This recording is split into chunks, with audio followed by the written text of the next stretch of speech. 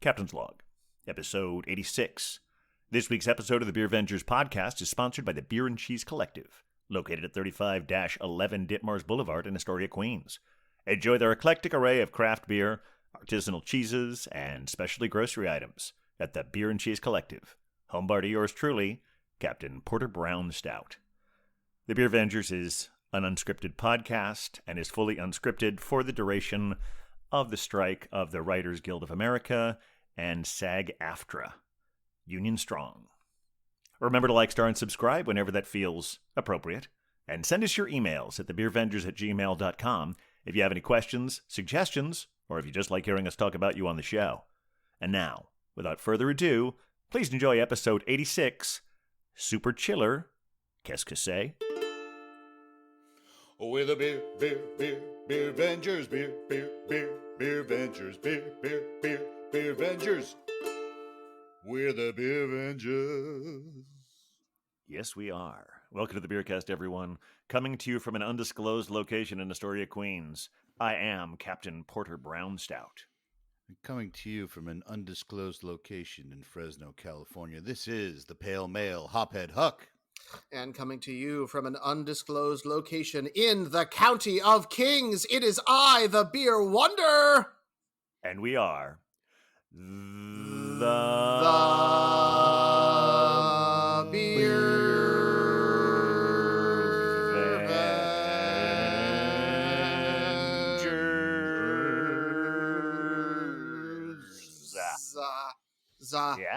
Yeah. Getting better every time, guys. I know. It is. That one was juicy, like an IPA. We keep thinking we've got it perfected, and then it's better the next week, or 2 weeks, or, we lose track of time because we drink, because that's why we're here doing the show.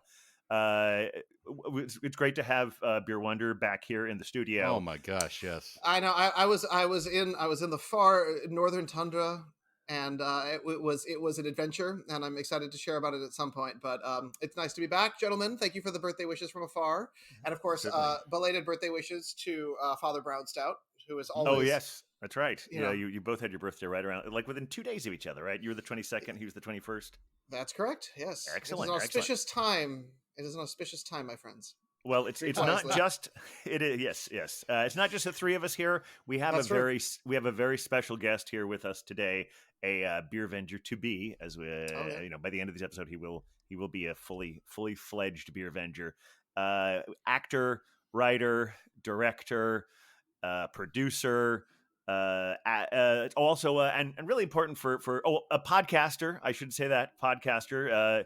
Twice a week he does his. Oh wow! But in addition to that, probably most relevant for here, in addition to the podcasting part of it, is he's the bartender at the Quad Cinema.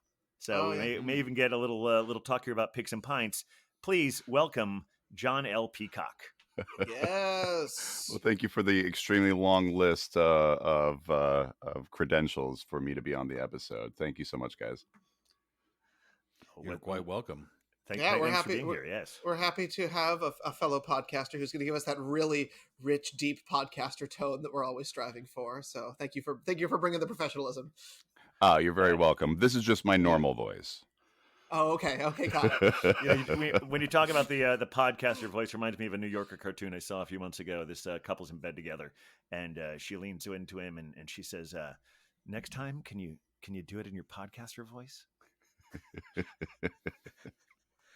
I've gotten that once or twice. Anyway. Well, yeah, I certainly want to hear more about that as we go on. But before we do any of that, I think it's time for the pours, right? Yeah, it's hot in Gotham right now, y'all. Oh, It is hot. Oof.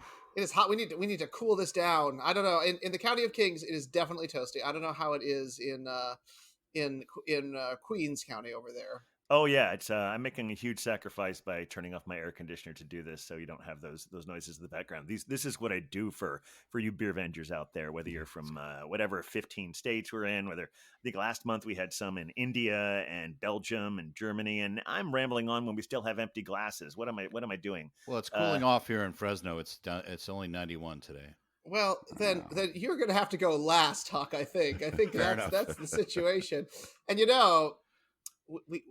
we are such a polite We've eliminated crew. me, so I know we've clearly eliminated you. So it's those of us left in Gotham. I'm going to take myself out because we got 2 people in Queens. So you're gonna have to duke it out. Yeah. Mhm. All right. Well, but I mean, I've got my pour. He went out his pour, but who should go first? Beer Wonder. Oh my God. Who should go first? Again, y'all are in Queens. I'm going to let you fight it out. There's you could do a tennis match. The Open is happening in your borough. I'm the only one in Queens. Well, actually, I'm at the border of Queens and Kings. I'm the Kings and the Queens. I'm in Bushwick, which is right on the border there. Well, then, John, it does seem that since you are straddling the Great Divide, it would only be polite if you went first. All right. Well, yes. Also, he's our guest. Our guests go first. Yes. So yes. There you go. Yes. What do you have, John? Well, I appreciate that. I have a classic. It might be a little cliche at this point, but I have a Guinness. Guinness draft. Good choice. Well, Nice. look at that. And honestly, the beer that should not be knocked. No. Never. Oh. Wow. Oh my goodness, that beer was ready for you, my friend. Yes, it was. Oh wow. This is a. Always got yes. proper glassware. Yeah, that is that perfect, beautiful, dark colored Guinness that you want with that lovely caramel head. Oh, and it looks so good in that glass. It really does. Perfect pour. Look at that. Good job, John. Thank you very much. So it's like you might be a professional or something. I don't know. Or something like that, yeah. All right, what else we got, James? With all this geographical confusion, I forgot what order we were talking. I'm just going to let Beer Wonder decide. Oh, you think I should? Well, we decided that Huck is last. Well, yes, we did because it's cold where he is, relatively speaking. So, hey, Captain, why don't you go next? Sure. Well, I have a sponsored pour. That's no right, way. I do. I have a sponsored pour from the Beer and Cheese Collective. You know, it's funny when I was over there the other day talking to the provider, and she was looking for various things, and there were a few that I was like, I think we've had that one, where it turned out to be wrong. But fortunately, she gave me ones that we haven't had on the show before, and she gave me this lovely beer from Timber Ales called Palette Brulee. Oh.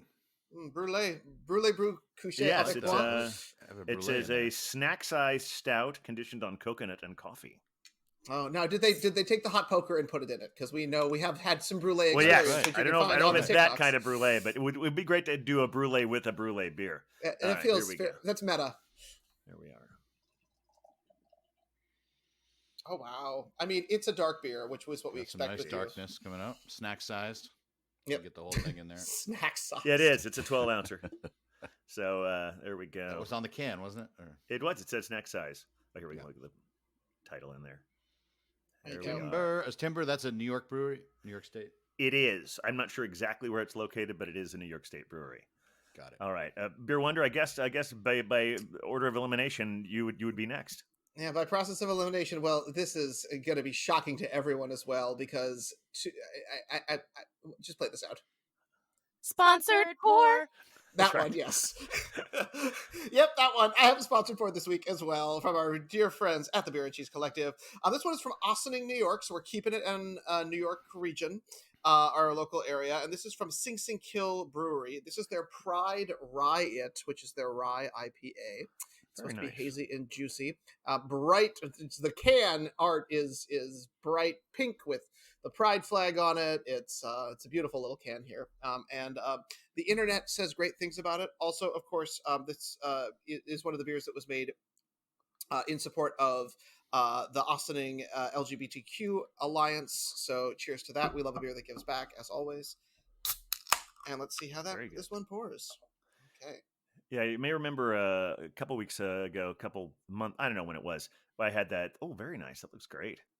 Yes, this is one of those special beers that you can probably only get locally at the Beer and Cheese Collective, because this is another one of those beers that Rick White threw in his trunk when he was on vacation. They don't actually distribute here. A dark beer. What is it? Amber ale? It's a rye IPA. Rye IPA. Yeah, I gotcha. Yeah. So it's Yep, I'm excited about it.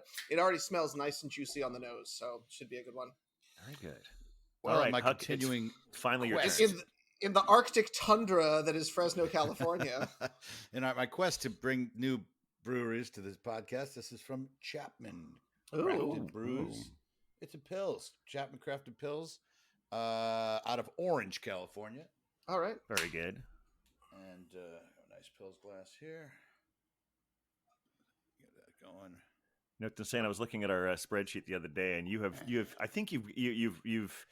It's still obviously have more New York breweries, but California. I think we're up to like almost 40, or maybe more California breweries since you moved out there. Oh, that's lovely. That's a pill. That looks so clear. Yeah. I feel like I can see straight through it. That seems like a perfect pills today. right there. Mm-hmm. It's like a see-through scarecrow because it's straw colored. All right. Oh, I almost dumped it. All right. Don't do that. No. Alcohol abuse. All right. Cheers, Beer Avengers. Cheers, guys. Cheers. Cheers, gentlemen.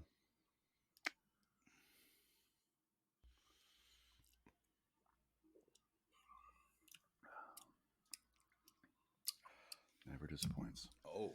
Well, that is very creme brulee-ish. Is the Guinness doing what it needs to, John? Always. Mm-hmm. Mm-hmm. Now, what's everyone's take on Guinness out of a bottle versus Guinness out of a can with the little widget that they have in there versus Guinness on draft? You know, I will actually. I'll go first. I feel normally the bottles I enjoy better.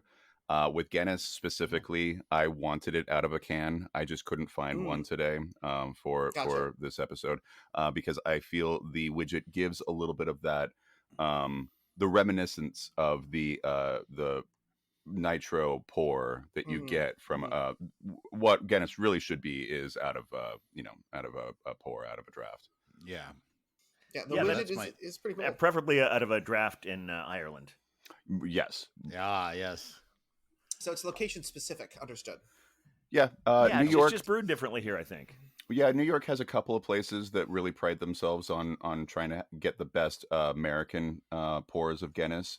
I've never seen another city that does that. And there's about that I know about a handful to like a dozen. And I'm sure there's many more because it's New York City and I don't know all the bars yet. But but there's something a couple. to strive for. Yeah, but other than that, really Ireland is the place to have a good. Sometimes even a super chilled Guinness if you find the right pub. Yeah. Not to put you on the spot if you don't remember, but can you name some of those locations of New York? Yes. New York where you can get it. Puck Fair, Ulysses is the first one that I really knew because I worked for the owners in a different location and they were super. Two of the three are from Dublin proper and really into it. Those are the two that I know right offhand, and there's another one that I just recently came into contact with. White Horse Tavern in the Financial District. Actually, for all the bland beers they have, the one thing they really pride on is their Guinness. And that last one is eluding me, unfortunately. But yeah, that's a couple for you. Yeah, I know. I'm glad to have them because sometimes I feel like since I started getting more into craft beer that my palate has sort of moved past Guinness some of the time. I still enjoy it a lot of times, but I don't like it as much as I used to. And maybe I'm not getting the right places, so I'm gonna start checking some of those out. It does make a difference. It really does. And obviously, Ireland's going to be better than anything in New York. Yeah. Yeah, we got these. I think I had it on the show. Maybe the California can of Guinness, or I just talked about it. It's brewed in Ireland, but they're brewed for the state. So there's actually this California seal on it. And they're the nitro can pours. They're pretty good. I mean, it's my go-to at a couple of bars where the beers are questionable. Yeah. Yeah. You know, where I have to go for the Guinness. Yeah. Fun thing about Guinness is they actually historically would brew different types of their draft and then into like the extra draft and then foreign extra, all specifically so that they could be transported to different distances because they realize how fickle it is. Yeah. Well, I'm getting a little more info here on Timber Ales. We were kind of right about the New York connection. It says they consider themselves to be based out of New York, but they're brewed in North Haven, Connecticut, which I have a feeling that means they're at 12%. Because I mean I don't see them 12% listed on the can, but this is also I don't have my new reading glasses, and if it is there, but yeah, if it's not at 12%, it's probably very near 12%, possibly even distributed by them. But yeah, so a nomadic brewery is what they call themselves. Capital yes. N. That's a good one. Which I think I usually use say contract brewers, but I think nomadic breweries. I think that's actually a good replacement for Gypsy. Yeah, it has a nice ring to it. Nomadic is nice. Yeah. Yeah, it gives me the sense of that they're very much on a quest. They're Quest moving. to have their own brewery. Yes. Exactly. Yep. Well, this Chapman Pils is right on the spot, and when something's called a Pils like that, beer historians here know that means it's with German style. Right. Yes. This is made with German Pilsner malt, Spalt and Saaz hops. I don't Spalt hops. I haven't heard of that. I don't know. That's a new one. And I don't know if it's the Spalt, but I get a real especially effervescent bitterness on the finish. Oh, that's neat. Yeah, it pops in the finish, but otherwise it's just right on, like as if we were in Munich. Yeah, it's real nice pour, nice beer. We love a beer done correctly. Well, I will say that this rye IPA or this Pride Riot, like throwing a brick, but with rye, is definitely. I was reading about it, and they were very, very intent on making sure we understood the pun. But is from Sing Sing Kill, and they are one of our lovely New York State farm breweries, meaning that they are relying primarily on local ingredients, specifically for their malt and hops. They exceed the minimum requirement with every batch brewed. I forget what it's up to at this point, but it's got to be getting close to 100%. But apparently most of the batches and most styles achieve about 100%. They also take a sustainability promise on their website, which I thought was pretty cool. So they do locally sourced energy, locally sourced equipment, and have intense water conservation, as well as they list a number of different energy efficiencies that they do. Beer takes a lot of water, and I think we often forget about how much water is used, so it's cool that they're putting a focus on this. But it's got all the juiciness that you'd want from a nice IPA with all the bite you'd want from a rye. So it is doing exactly what you'd want. I would definitely say this is a riot in my mouth. Hello. Very good. There you go. Yes, see, now I'm just thinking Pussy Riot, but that's a whole other thing. Well, look, it feels like it fits. I mean, there's a lot going on with this can, but yeah, all it's always kinds of good to sexual fit a Pussy aberrations Riot are in your available. mouth. Yeah, exactly. Well, if that's your thing, I'm not going to yuck your yum, but No, yes. That's see that. We also need to earn our explicit rating, so thank you, Captain. Fuck yeah, we do. Yeah. There we go. Or should I say? Oh fuck yeah, my dude. Hot. Into it. Very sexy. There we go. But yeah, so I did want to read the rest of the description of Timber Ales, a nomadic brewery focused on dark liquids. Ooh. So that's specifically a dark brewery. This one, it's interesting. It says coconut and coffee. I definitely, if it's coffee, it's definitely coffee with a lot of sugar because it's got a very sweet flavor to it. It really does have that kind of creme brulee thing going. So much so that it's I'm tasting a little bit of the coconut, but it's overpowering it. But it's a very delicious beer. That's what you want from a brulee. Now, having had a brulee beer, and of course, if you are a listener, you will have heard about our adventures in bruleeing. And if you are on the TikToks with us, which is where all the cool kids are, right? You will have seen the bruleeing. Captain, how do you feel this beer would fare if it were poked with a hot poker for a long period of time? It doesn't do it for a long period of time. It's as long as you're gonna melt the glass. Yeah, the whole thing just shatters in front of you. Yeah, honestly, I feel like this one, just that extra little bit of warmth, even though it just sort of brings it down to cask temperature. I'd be very curious to taste that, and I'd really love to see what kind of foam it would produce. That brulee, that the way it mirrors the whole creme brulee, the hardened top of it. With that really thick foam that the heat brings it. So yeah, I would. I don't know if I'd invest in my own brulee to do that, or actually, it's a different. What wasn't there a name for that poker specifically? Yeah, there was. I mean, I don't know, but we do have an alcohol professional with us, so perhaps we can get some insight from. Have you ever heard of brulee beer, John? I have, but what I'm more thinking of is just a blowtorch. So I don't think I'm on the right track. Well, there was a blowtorch involved, right? That was used to heat up the poker, right? Exactly. So you actually are 100% in the ballpark. And this is something they were doing at Grim Ales out in Brooklyn. Yeah, but yeah, that would be definitely something worth checking out. I'd love to see it.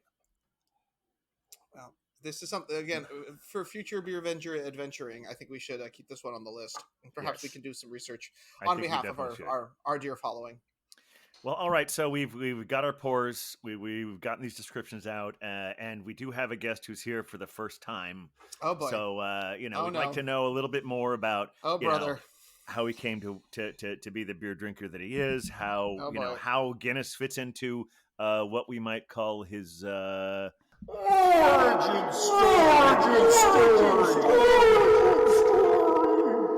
Yeah, it's time for John L. Peacock's origin story. I haven't heard that in far too long. It's wonderful. I was thinking the yeah, same thing. It warms my heart in certain ways. Yeah. So John, where did your beer journey begin? Well, that's an interesting interesting question. So, it's a little bit of a wandering, a little bit of a nomadic journey, if you will.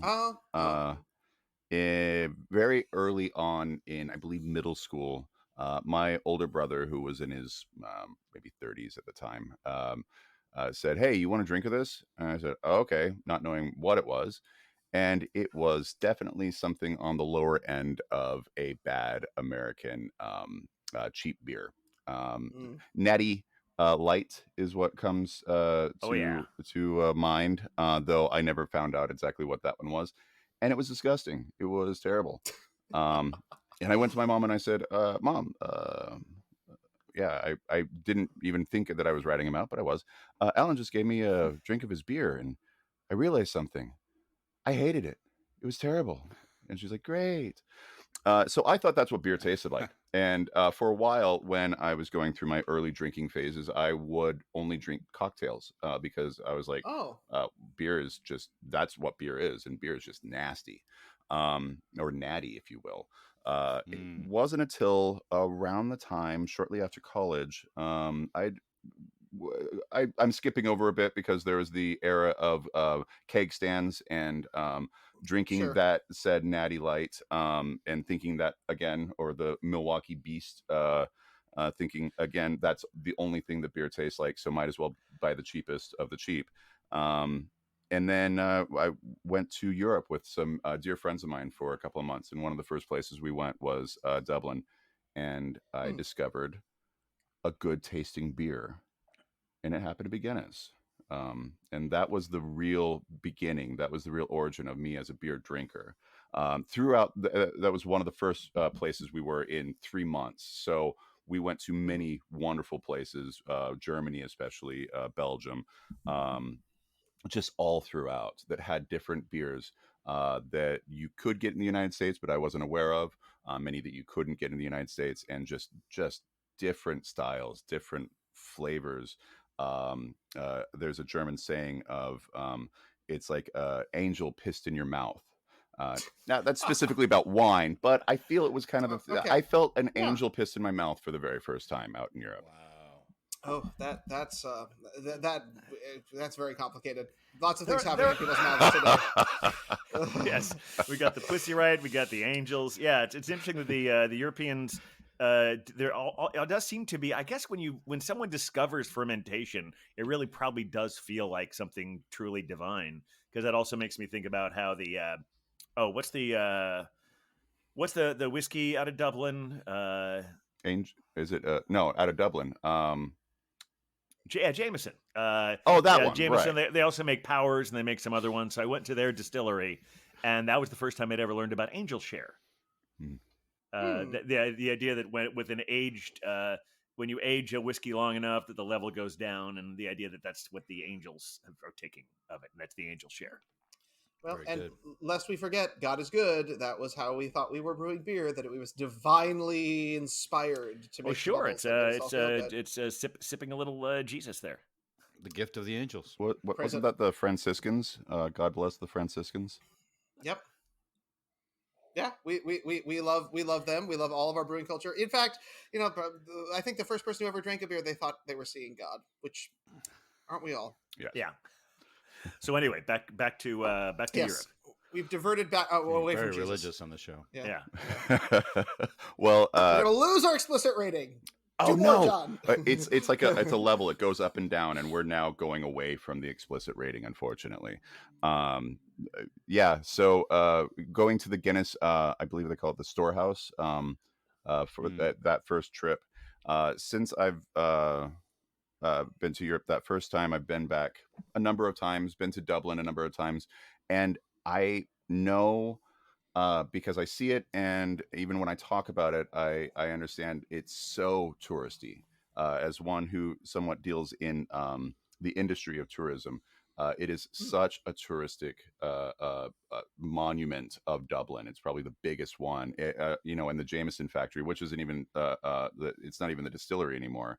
They Right. moved it out It's to, a I believe, museum. Yeah. yeah, it's just a museum. But I see those as just like the epicenter of tourism in Dublin, and I don't even care. I love the fact that it's kind of shaped like a pint glass of the 9 floors going up, slightly wider each one. There's a waterfall in it, like Willy Wonka's factory.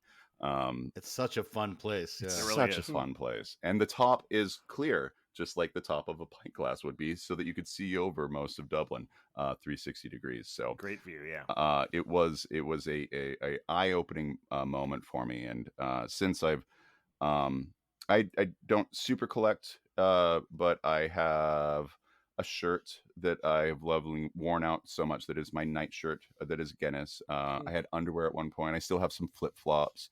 I am a Guinness fan because I feel it was the beer that brought me in. And since I don't drink it so much these days, especially because I know how much better it is out in Ireland. If I'm there, I'm drinking Guinness in a local pub. But here, I'm usually drinking something else, and I'm usually enjoying it more than I do enjoy Guinness out here, just because the flavor, as we talked about, is different. It's a little finicky. It's a fickle beast. So my palate has widened in so many ways, but I feel that Guinness was, in so many ways, the origin of my being an enjoyer of beer that led into a connoisseur. Aha. And Fantastic. and so how is that sort of morphed into like the world of craft beer? Well, that is it. So learning about beer on my travels, especially with my partner, whenever she and I travel, one of the biggest things we do is go to any place that's selling any kind of craft beer and finding the local one that we don't see anywhere else.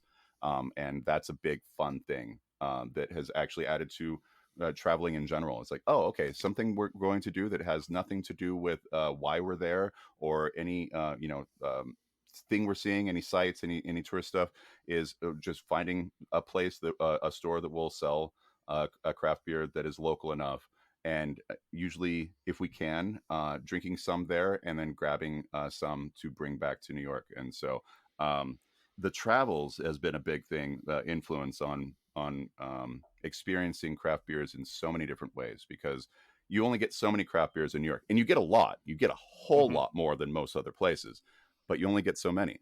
And I love going to the locals and finding what the locals are doing. Oh yeah, that's always fun.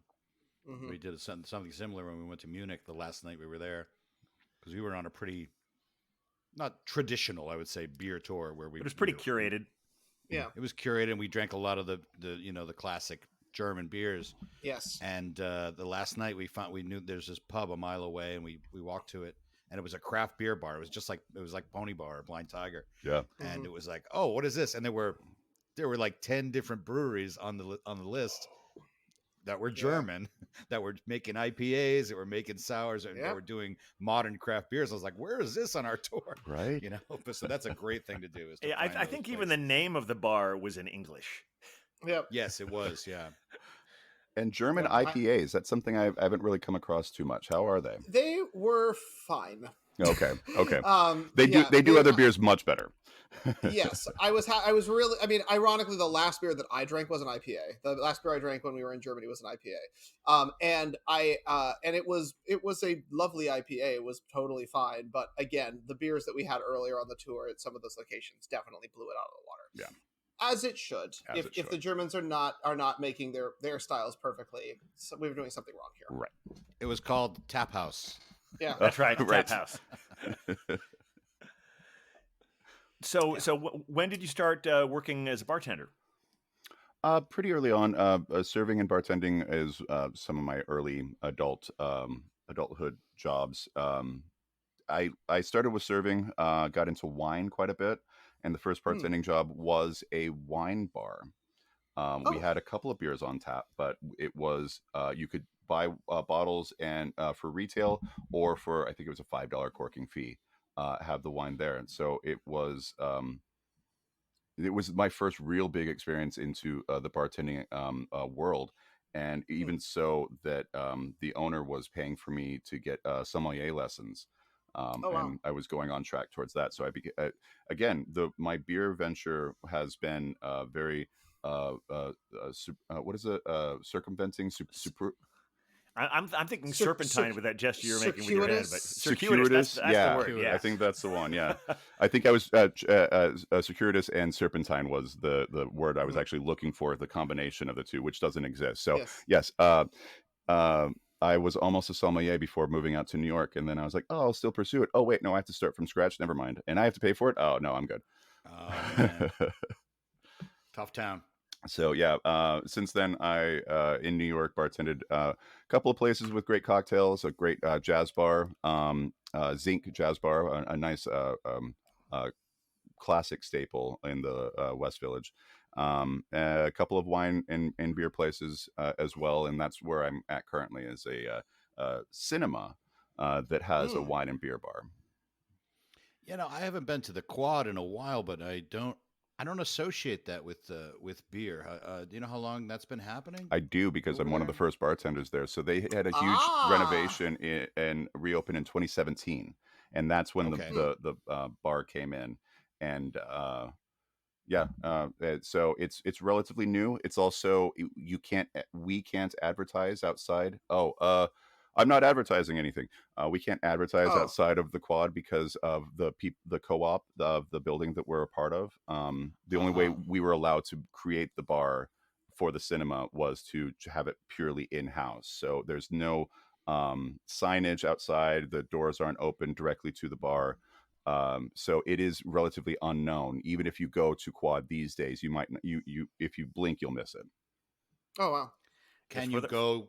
I'm sorry. Can you go without seeing a film? You can, yeah, yeah. And Okay. I have a couple of regulars who do that, who come by Oh, all right. and just have a drink and a chat. for Love the it. record, so John doesn't get in trouble here. The Quad is giving us no remuneration for talking about them here. This is not advertising. Is that enough? Yeah, yeah. It's All right, talking cool. about my life. I'm just talking about my life. Yes. Yeah, It's this podcast. it's your thing that I don't want to trigger because I'm not going to say it. But the story. Right? Yeah. Yes, that Yeah. we're telling It's the right story now. Yes, that it's we're telling. part of your Yes. story. Yes. How I'm an You mean original, right? Yeah, you are. Oh my gosh. This was the analog trigger. Analog trigger. You got to be careful there. So that's interesting. Now, the idea of that bar starting in 2017, were there specific laws? Because we've talked a little bit about it. Now, you've told me some about it before. I get confused about which one started when, but was part of the reason that they had the bar was because the idea of having bars associated with movie theaters, those rules had changed a little? They hadn't. There, it was becoming more friendly in the state of New Mhm. York for cinemas to have. Basically, we were allowed to have a license, which was relatively new. I would say in the Hmm. past 10 years ish, and that's how Alamo Draft House and other such Nighthawk and others Yeah, that bring in. Nighthawk were they were basically the pioneers for They the whole were, thing in New York, yeah, weren't for they? sure, yeah. Um, um, but that opened the way for Alamo to come in from Texas. But that Yeah, allowed. they made Nighthawk do all the heavy lifting. It's like, oh, now that you're friendly for us, now we'll move to New York. Yeah, exactly. We were just biding our time. But so it that but the full legalization of having the alcohol inside of the cinema in the theaters themselves is relatively new. It's newer than our bar. So Nighthawk and Alamo had to have a second. This is so like inside baseball, but they had to have a second license just for We're the all about cinemas. inside baseball here. Okay, Mm. good. Yeah, they had to have a We're a second podcast license, about beer, which is so financially unstable. Like that's why both of them were full like restaurants inside of the cinema. Mhm. They're like, if we're going to do it, we Mhm. have to make money from it, and it's hard to make money having to pay for two licenses every single month. And so that's why no other cinema was really allowing beer or wine or whatever the liquor they were selling to go into the theaters themselves until about 4-ish years ago, right before the pandemic shut down. New York switched that over so that if you had one license, anything you were selling on site, you could sell at your bar area, at the concession stands, and it could be taken into the theaters themselves. So New York is finally slowly catching up to, again, Europe, which has been selling alcohol for their cinemas for decades. Yes, well, I remember that was heavily featured in Pulp Fiction. Right. And talking about what was the line? It's like, it's not in a paper cup. You can get a glass of beer. Yeah, we still have the paper cups. You do, yes. You're yeah, but still, it's progress. It's improvement. Yeah. Yeah. Some of the other, I mean, I think there's the Quad now. They have some beer that you can get at the concession stand. Yeah, anything that's not on the draft. Obviously, we have 6 pours. One is not being used, so we have 5 taps right now. And obviously, we can't take that out to the concessions, but any of the bottled or the canned beers is also available at the concessions. So you can get your popcorn, your Twizzlers, whatever, and Milk Duds, and a nice Montauk. Oh, that's perfect. Yes, So I do own stock in them, but they didn't pay you to do that, so that's fine. Orange. Yes. So now, as a professional here, I would love a pairing recommendation for your theater candy and your beer. Oh yeah, and a popcorn. Popcorn or something. It's going to be the popcorn, and for me, one of my favorites on draft is our Keg and Lantern, nice little brewery out of in Greenpoint, Brooklyn. Mm-hmm. We have an unfiltered pale ale. So it's a hazy pale, and it's really goes great with unbuttered salted popcorn. Speaking my language with the unbuttered part of that. Oh yeah. So, I had to make that specific because I'm personally not my thing. Buttered popcorn. Yeah. Bold. That is a bold stance, and I appreciate that. I never have buttered popcorn at home, but in movie theaters I usually do. I don't know why that is. Maybe because I make very good popcorn. I put salt and pepper on mine. And at home I go good pepper as well. Yeah. Yeah. It was something I read years ago, and it was one of those desert island things. In the Village Voice, they were like interviewing chefs about how what food you would have on the desert island, or like last meal kind of a thing. Yeah. And one of the chefs said, popcorn with salt and fresh ground black pepper. And I tried it shortly thereafter, and that's how I always make it now. Nice. So, as someone who works, in a bar, and if you're sort of exploring places, I'm curious if being a bartender and working behind the bar kind of colors your ability to enjoy drinking environments, or how do you take yourself around as you're exploring in craft beer? Is there a way to turn that off? Talk to us about that. In some ways, there is. Usually, when I'm at a bar, I'm not too picky. Many times I'll go for a beer and a shot, a Boilermaker, if you will, just because I know it's going to be much easier for the bartender than a Cosmo or Long Island iced tea or an espresso martini. Espresso martini or Pisco Sour. Ooh, that one at the jazz bar. Whenever the Brazilian band played, they always had so many Pisco Sours, and it's just it's the egg yolk, not the yolk, the egg whites, and just covered in it by the end. It was just terrible. So I find myself going a little bit more easy, quick pour, 2 seconds for the bartender, and then they can get to someone else, especially if they're busy. But also, I think this is from my serving days more than anything. I find myself bussing my table and my friends' glasses and bringing them up to the bar, basically like obsessively, without thinking about it. It's just like it's by rote. It's like, okay, that one's done, and the bartender always like, oh, hey, thanks for that again, cool. Sometimes, usually not weirded out, just thankful. But every once in a while, when I do it over and over and over again, they're like, we have a busboy, right? We have a barbox. Well, I mean, some craft beer bars have minimal staff. So, like for instance, whenever true. they're in the garden at the Beer and Cheese Collective, I always do that because really the only thing there in the backyard there is to bring you food. And so, Yeah. if no one is out there ordering food, your stuff could be like sitting there for an hour. Yeah. Especially if it's a 90-degree day. I find if I'm just with one or two friends, we belly up to the bar, and that takes care of itself. But if we're outside for any reason, or if we're at a corner table that I know the bartender's not going to get to it, without even thinking about it, I just find myself always getting those glasses back because at the Quad, it's a very small bar, and I run out of especially wine glasses super quick if it's busy and people are not, bringing those glasses up. So it's just it's just ingrained in me. I've been trained well by the managers of the world. Yeah, professional courtesy for sure. Yeah. Well, and as someone who has sort of a wide variety, a wide array of different, sort of beers at your disposal, it sounds like that you're responsible for talking about and knowing. How has that affected your sort of flavor profile? Are there specific styles of beer that really are exciting for you, or things that you have discovered because of your location? Well, I hate to disappoint you there, Beer Wonder, but I found that I really like the dark beers more than the IPAs.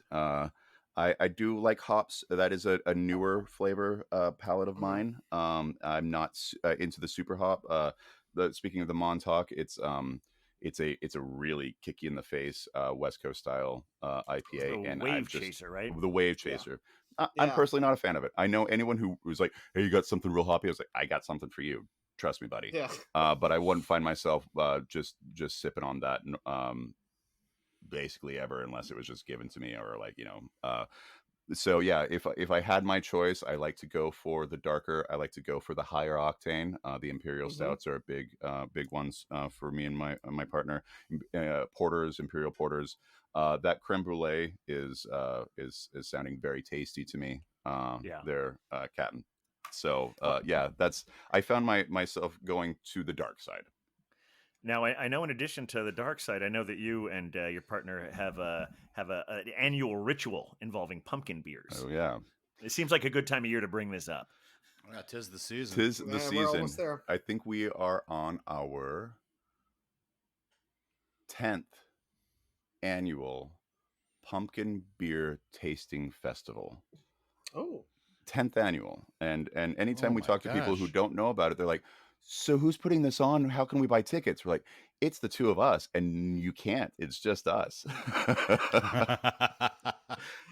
We for about 2 months. I want to be invited. Yeah, unfortunately, no, not going to happen. Well, I don't know. We might open it up for the 10th annual. It is a big ceremony on that one. That's true. Big anniversary. But what we do is for about 2 months, starting around now, up until towards the end of October, we collect any of the pumpkin beers that are starting to pop up in the different bodegas and local grocery stores around New York and outside, especially if we travel. That's another thing. Like if we're traveling in these months, we are definitely grabbing anything we can that we won't be able to find back in New York. At least 2 cans or bottles of each, because we have an initial round, several nights of, especially if we have a good collection that we've gathered over those 2 months, up to 3 different nights. And the winner of each of those nights will go into a final round. And so we have up to 4, and it could be even more. This year, if we get a whole lot, we might have a full 5-night festival of pumpkin beer blind tasting. So one will pour with the little sticky notes on the bottom of the solo cups so that they are all uniform. And the other will switch around without seeing what is what. So it's a double blind taste test. And my understanding is this is why you don't include really the dark ones, dark pumpkin ales, because you could just tell right away. Unless you did it with like a lid on it or something. You even then, I think I'd have a pretty easy time picking out a Warlock. Yeah, well, it'd be a separate category. How to do pumpkin stouts? Yeah. Exactly. Yeah, we what we do bring in every once in a while, and it's kind of cheating because they've never moved on, even if they're delicious, are the ciders.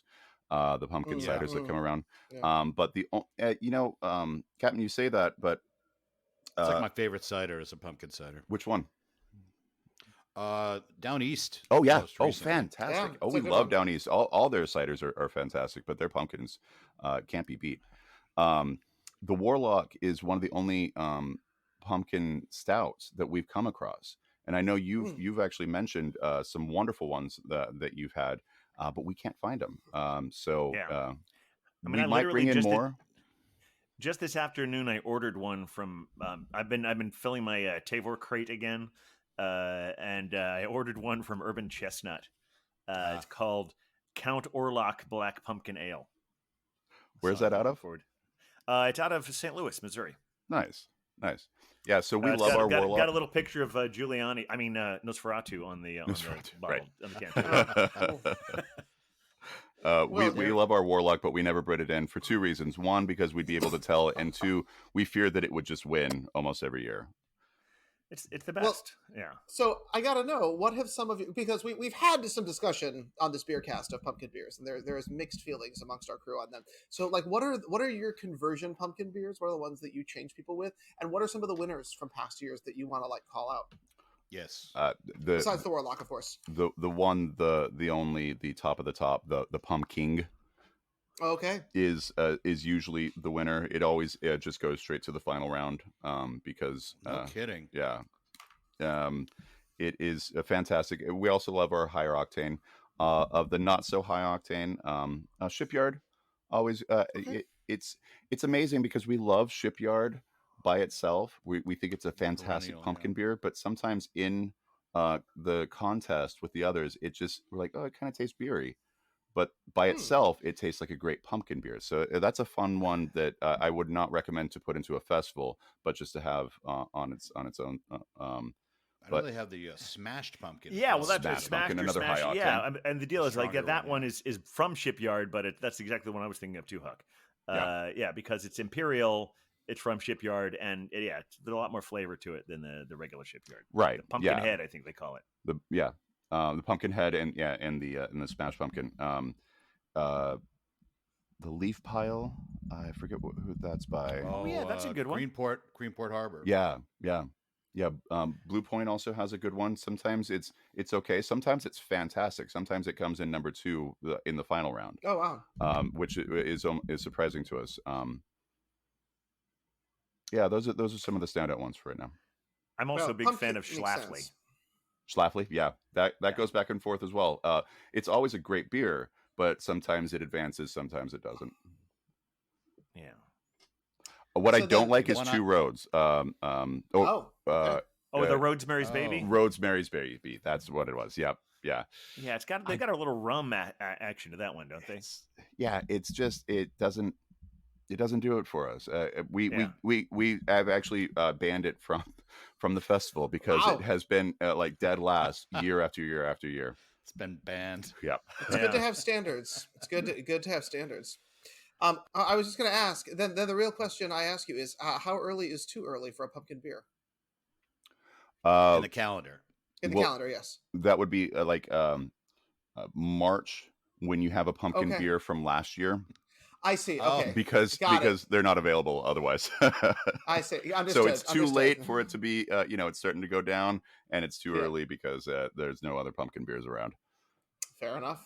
All right. A few years ago, I had a Harpoon UFO pumpkin on the 4th of July, and it was pretty good. It held up. Yeah. I was pretty pleased. Yeah, But that's not another always great the one. case. I thank you for pointing that one out. Actually, that I think definitely got into our finals round, if not top 3 for this last Did year. you do it with a cinnamon sugar rim? Whenever we go out, we always ask for that because the it's one of the things I think the distributors insist on whenever they because every place that has it on tap that we've noticed will say, oh, would you like a cinnamon sugar rim? That's great. And it does add to the flavor of it. It's really great. Well, but before we get to the naming rights, I do think we need to. Oh, Did right. you say something? Have something, Huck? No, I was just going to keep talking about pumpkin stouts, but yeah, we can. Oh, okay. If you got another pumpkin, I want to hear what are the pumpkin stouts because I do Remember want the to one we had? We used to have one at at Barcade back in the day. Yes, it was yeah. Fisherman. It was from Fisherman and Cape Oh, Ann. that's it. Cape yeah. Ann Brewing. Okay. And it seemed, and that was like Barcade was the main place I would see it. I think they have a relationship with that Yeah, brewery. they had a relationship with them. Excellent. Yeah. Excellent. Is that That the may have one been the in first Williamsburg? Pumpkin stout. Yeah. Well, yeah, but they also have one on St. Mark's. Right. Yeah. I Okay. remember having it at Williamsburg. Yeah. Okay. Excellent pumpkin stout. I remember that. Anyway, just wanted to throw that in there. But with talking about all the whole movie theater thing and all those rules, we've been talking a little bit about the whole picks and pints thing, and I know we've all had a little bit of action in that regard lately. In fact, one of these is a film that I would not recommend having a beer before, just because we many of us have had the Barbenheimer experience at this point.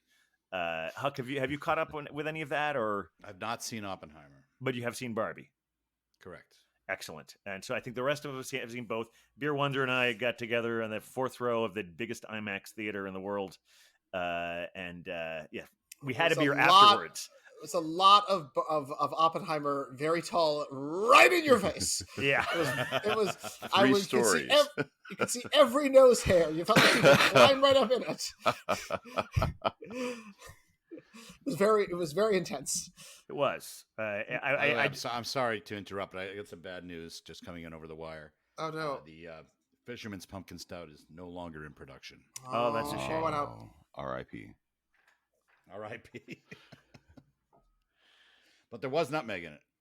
Oh, say that. What? There's nutmeg in here. Yeah. All right. Thank goodness. That was a reach, but I had to obligate. Now the back to your obligatory regularly scheduled program. Yeah, but yes, you're. Yeah, I also noticed. I don't know if I would have noticed this as much in a traditional theater, but lots and lots of close-ups. Yeah, Christopher Nolan loves his close-ups. Yeah, fourth row was probably a little too close, especially for the type of what was it, 70 IMAX, 70 millimeter IMAX? 70 millimeter IMAX. Yeah, I think in a traditional theater it might have been a little more bearable, but fourth row in that huge 3 stories of of Oppenheimer's nose might be a little too close for you. I fortunately got to see it in the center row, which is apparently Christopher Nolan said that is the way to see it in 70 millimeter IMAX. There's only 12 in the country, so he's telling the entire world to see it in 12 different theaters, but right. Center row, center row. I don't think I'll be going back to have that experience as much as I enjoyed the movie, but I don't know if I need it to prove that whether or not Christopher Nolan is right or not. But I'm sure It was a wonderful, probably better that we had. I had just been since it was released, it was that theater was sold out for every performance of every day for like 6 weeks, and so by the time we were finally able to get tickets, I'm like, all right.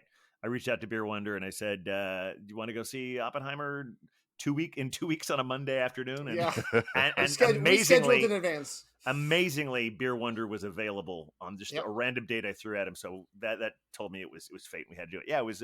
And then we wound up going to Malachi's afterwards, which is a great old Irish bar in that neighborhood. Where we saw people being shitty to a bartender, which is, I know, one of the Beer Vengers' credos, which is never be shitty to your bartenders. No. Yeah. Don't fight them. Help them out and make sure you tip. Yep. I would imagine that Malachi's bartenders were not going to take too much. No, she was not. She was nicer to them than they deserved, but she didn't put up with that shit. Yeah. She told them off, but she could have gone farther, in our opinion. So don't be shitty to your bartenders. Yeah, that's a rough place. Not rough, but it's a real New York place. Don't mess with the employees there. And what do we all think of Barbie? Well, I thought it was funny, clever, and I just thought it was not the hype that it's gotten. Well, how could it possibly be? Yeah, the second coming, but it was enjoyable. Yeah, it's easy to look at Margot Robbie for a couple hours. So true enough. I think that was the point the filmmakers were making. Yeah, I think that's what Greta Gerwig is saying. Is like, well, at least they'll be looking at her. So right. Well, she even mentions it with the narration at one point. Oh, that's right. It was one of Helen Mirren. Yeah. Yeah, Helen Mirren. Having cast Margot Robbie in this role maybe is not the best point for her to say that she's not good enough, but we must all move on. Yeah.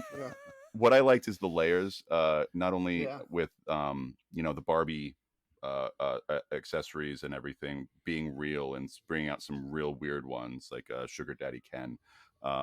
Sure. And the brats. And what's it?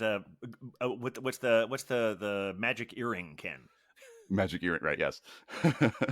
But also the layers of movie making, movie styles that Greta Gerwig brought in. Different films that really inspired her. She emulated and paid homage to that are so subtle that you don't. I didn't catch them on first glance. Oh, see, I guess I'm going right to unsubtle one. I loved the 2001 opening. Oh, sure, yeah, that's the most, very Yeah. like that's in your face. Spectacular. That was spectacular. Yeah, that was wonderful. Yeah. If you haven't listened to the soundtrack, if you have not put that on your rotation, it is pretty solid. Yeah, I'm gonna start listening to that now. Yeah. I mean, it starts with some Lizzo, you get some Dua Lipa in there. Like it's a pretty packed soundtrack. I just remember at one point thinking, this is a really weird movie. And I mean, in the most positive way, and how amazing that a movie that weird has made $1 billion. Yeah. That does not happen often. And also, like, I got to give it to them. I think if I read somewhere it was $150 million spent on the movie, and $100 million spent on the marketing. Wow. And if you were watching some of the things that they were doing sort of in the lead up to all of this and where Barbie was showing up, and they built the Barbie dream house that you could actually rent out on Airbnb in Malibu. And they had Barbie stuff like in the United Arab Emirates. They were all over the place. They really kind of set themselves up for a lot of success. And it's a movie that you go into with this idea of like, oh my God, Barbie, and then it kind of sucker punches you. Yeah. In the best way. I appreciate that. Yeah. In the best way. Yes. 100% the best way. Well, we're closing in on great cast too. Yes. I mean, the cast was excellent. Yeah, Ryan Gosling was really good as Ken. I thought it was hilarious. Great clown role. Yeah, I never even knew about Alan before, and Michael Cera was great as Alan. Oh yeah, he fits in all the Ken clothes. Didn't you know? Because all right, well, we're closing in on an hour, and I think we can't put this off any longer. It is time for the sacred naming ritual. Snap. All right. Yeah. So I've got a pitch, and here's we're breaking a lot of conventions, so I'm ready to have this one done. But we did have this moment of John introducing us to Serpentine and Circuitous together, and he has informed us that he has had a nomadic journey, and so by mashing these things together, I will put forward as a possibility with no beer references, so probably not the right one, but the Circuitous Nomad. The Circuitous Nomad. Yes. All right. Or the okay. Or Circuitine. Yeah, I think yours is probably better. But those are both good ones. Yeah. All right. Either way, I think we need to add Circuitous just to the world. I think that is something that needs to exist. Yeah. So you heard it here first on the Beer Avengers podcast. John gets 10%. But Circuitous Nomad. All right. But Circuitous, I think we just need to add to the vocabulary as the accurate term for when you really go on a crazy journey to get somewhere. Yeah. I'll give it a pitch. How about we've got the very colorful man, and your name is Peacock. Mm-hmm. And he's a mad Guinness enthusiast. Yeah. What about the toucan? Ooh, I like that. It's funny because I was solid. I almost when you were talking about all of your Guinness swag that you have, I was just remembering that I was at a bar earlier today and they had like a coffee mug. That's where they're keeping all the straws for the cocktails, and it was one of those Guinness things. The Guinness is good for you thing with the toucan on there. So the toucan. There you go. The toucan. That's a solid choice. And they add the word "can" there as kind of a beer reference. Should we spell it TWOCAN? Okay, maybe that's good. That's good. That's a good subtlety. Yeah. But I didn't see a lot of excitement from John on that one. So Glenn, Glenn, we call him Glenn. Yes. No, Well, I we don't know. could call him Glenn. I don't know. I don't know. That would be an interesting option. Be Yeah, confusing for some people. That just came to my head for some reason. it's my mother's maiden name, so I'd rather not. Oh, okay, good. Well, I'm glad we nixed one. Yeah. Which one is Toucan? Is your mother's maiden name? Oh, Glenn. Okay, right. Yeah. All right, I'm drawing a blank, so I'm going to go straight to John and see if he has anything he's come up with. Because it is ultimately your decision. That is true. It is your is, decision. yes. The name must call to you. You know, I really am enjoying the two options. Could I give a thought, maybe a request or just a thought, and throw it back to you and see what would be better? But adding, so either one are both are great, but adding super chilled in front of them. Oh, Super chilled. So I think this super chilled. Do you want to just be super chill? Yeah, super I chilled. think, I think super chilled is actually a solid name. Yeah, I feel like anything in addition to super chilled would just be gilding the lily. Gilding. Yeah, and we don't do that around here. Well, but here's the thing: do we want super chilled or super chill? Or the super chiller. Okay. Ooh. Yeah, actually, that I did kind of chill all of your ideas right then. So I think I am the super chiller. No, you took the lily, you smashed it, and you showed up with a rose.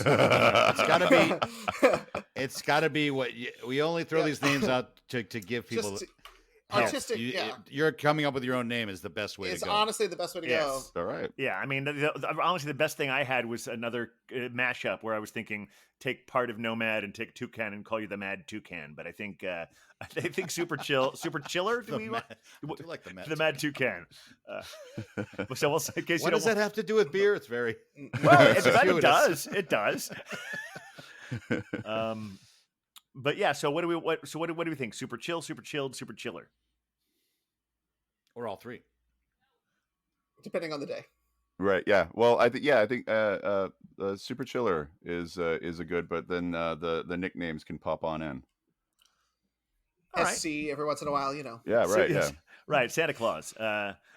Super, or it could be like Hop Out Huck, aka the Pale Male. It'd be Super Chiller, aka the Mad Toucan. I like it. I love it. I love it. All right. Well, this was a successful naming, y'all. I think so. Mr. Chill, thanks for joining us today. Yes, come back and have you as part of the Beer Avenger family, or the Beer Avenger verse, as we say sometimes. Yeah. Now, if the Beer Avengers out there who are keeping an eye on us would love to just check in on all these adventures, hey Captain, where can they find us on the interwebs? Well, there's always just look for the Beer Avengers and throw that in Google, and a lot of this stuff will come up. But if you put the @ symbol before the Beer Avengers as one word, you can find us on Facebook. You can find us on Instagram. I mean, we're on Threads, but no one's on Threads. And we're kind of keeping our distance from Twitter, even though we're there as well. Or if you just want to do an email, the Beer Avengers at gmail.com. What did I forget? You forgot the coolest one, the Tiki Talks. Oh, the Tiki Talks. We haven't put anything on there lately. Posted in a while, but yeah, we're there. But that is the best place to see a brulee video, I think. That's true. Wonderful. Even if we can't remember what that poker's called. And John, if you also talk on the internet, and yes, we didn't even mention the two-sided. Yeah, there two is in the name of your podcast, so Toucan is there too. Yeah. Is there a place? Is there anything you'd like to plug? Is there anything if people want to find out more about you, they should be looking? Yes. Thank you for throwing it to me, gentlemen. And actually, on that note, Two-Sided, the podcast Two-Sided is one that my boy Pete and myself do twice a week. If you want to listen to all of it, you go to the Stereo app. But most people aren't on the Stereo app, so we also have Spotify and Apple Pod and Amazon Music and YouTube. All of those, okay. And Instagram, YouTube, Instagram, Patreon, and Tweety, XXX. All of them are at Two-Sided Pod, TWO Sided Pod.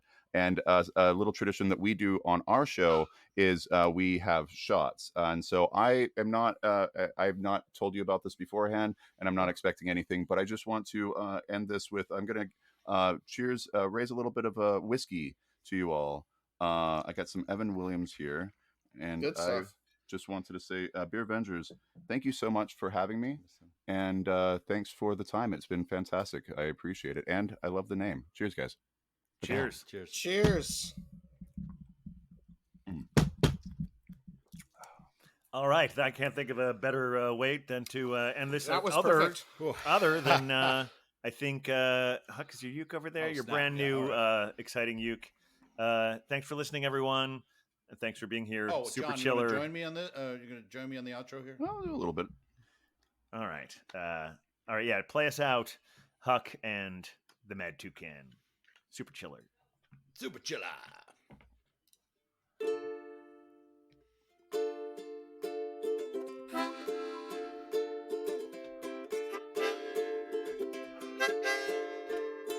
We're the beer Avengers, beer Avengers, beer Avengers. We're the Avengers.